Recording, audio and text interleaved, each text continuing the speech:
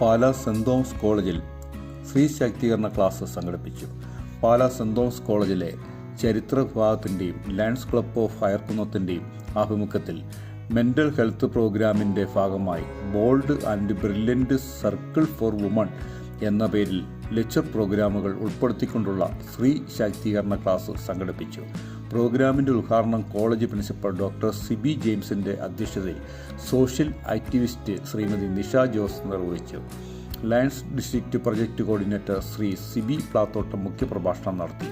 കോളേജിലെ ചരിത്ര വിഭാഗം മേധാവി Shri Manish Varghese John, Lions club Ayarkunnam unit president Flory Mathew, program coordinator doctor Jinu George എന്നിവർ ചടങ്ങിന് ആശംസകൾ അറിയിച്ച് സംസാരിച്ചു. ലയൺസ് ക്ലബ്ബ് അംഗങ്ങളായ Benny Mylatoor, region chairman Cicily Joseph, Usha Panicker, Sini Peter, P T Joseph, V A Augustine, Prasannan K Panicker എന്നിവർ